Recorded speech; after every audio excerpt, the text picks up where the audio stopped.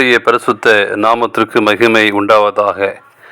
இந்த காலவேளை உங்கள் அனைவரையும் ஆண்டவராகிய இயேசு கிறிஸ்துவின் இன்ப நாமத்தில் உங்களை அன்போடு வாழ்த்தி வரவேற்கிறேன். விண்துளிகள் வாயிலாக இந்த நாளில் சந்திப்பதிலே மிகுந்த மகிழ்ச்சி அடைகிறேன். இந்த நாளின் செய்தியின் தலைப்பானது, உங்கள் ஜெபம் ஆர்வமுள்ளதாய் உள்ளதா?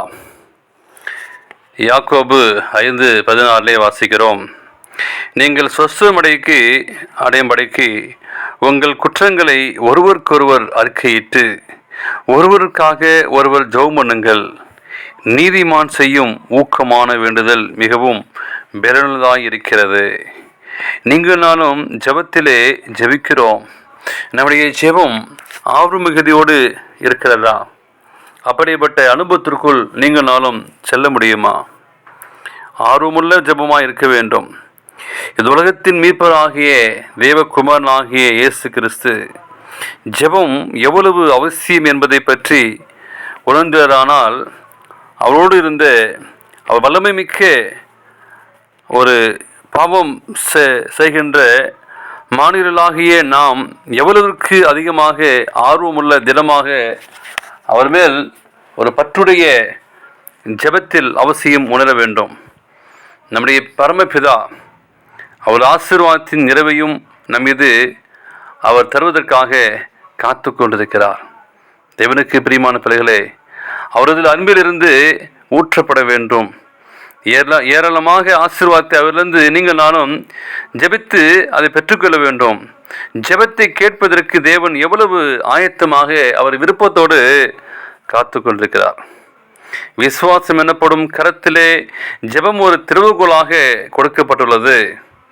பரலோக பொக்கிஷாலையை திறக்கவும் அந்த பொக்கிஷம் வைப்பதற்காக வைக்கப்பட்டிருக்கும் சர்வ வல்லமுடைய எல்லா வாய்ப்புகளின் மனத்தையும் பெற்றுக்கொள்ளவும் ஜெபம் என்னும் திறவுகோல் இருக்கிறது.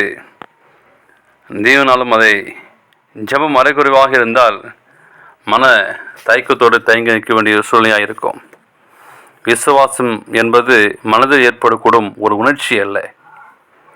தேவனுக்கு பிரியமான பிள்ளைகளே, விசுவாசம் என்பது மனதில் ஏற்படும் ஒரு உணர்ச்சி அல்ல. உண்மையான விசுவாசமானது எத்தகைய ஒரு பொருளோடும் இணைக்கப்பட்டிருக்கிறது. உண்மையான விசுவாசம் யார்கிட்ட இருக்கிறதோ அவர் மாத்திரமே இத்தகைய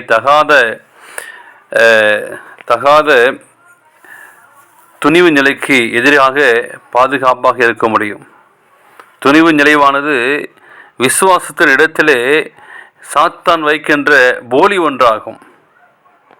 முறையற்ற விதத்தில் பேசுவது, ஜீவனுள்ள விசுவாசமும் ஆத்தும பசையுமின்றி ஜெபிப்பதும் பயனற்ற ஒரு ஜெபமாய் மாறும். அநேகர் விசுவாசத்தை ஒரு கருத்து என எண்ணிக்கொண்டிருக்கிறார்கள். ஆனால் இரட்சிக்கும் விசுவாசமானது ஒரு நடைமுறை அனுபவமாகும். இதன் மூலம் கிறிஸ்துவை ஏற்றுக்கொள்கிறார்கள். தேவனோடு உடன்படிக்கையின் உறவிலே தங்களை இணைத்துக் கொள்கிறார்கள். மெய்யான விசுவாசம் ஜீவனாகும் என்று சொல்லி நீங்கள் நானும் அறிந்து கொள்ள வேண்டும். ஆண்டவர் அங்கே சொல்கிறார், ஒரு முறை கேளுங்கள் நீங்கள் பெற்றுக்கொள்வீர்கள் என்று தேவன் கூறவில்லை, கேளுங்கள் என்று நம்மளை பார்த்து கட்டளையிடுகிறார். சோர்வடையாமல் ஜெபத்திலே விடாப்படியாக கேளுங்கள். விடாப்படியாக கேட்பதை மிகவும் ஊக்கமுள்ள மனப்பாங்கிற்கு அது கொண்டு செல்கிறது. மேலும் நாம் கேட்கிற காரியத்தை பெற்றுக்கொள்வோம் என்று ஆர்வத்தை கொடுக்கிறது. அப்படிப்பட்ட ஒரு உயிரோட்டம் இல்லை ஒரு ஜெபமாக, ஒரு ஆர்வமுள்ளமாக ஒரு ஜெபமாக உங்களுடைய ஜெபம் இருக்கிறதா? அப்படிப்பட்ட ஜெபம் உறுதியோடும் நாம் கேட்கும்போது அவருக்கு நெருக்கமாக கிறிஸ்துவிடம் கொண்டு செல்ல ஒரு ஐக்கியத்தை நமக்கு அமைத்து தரும்.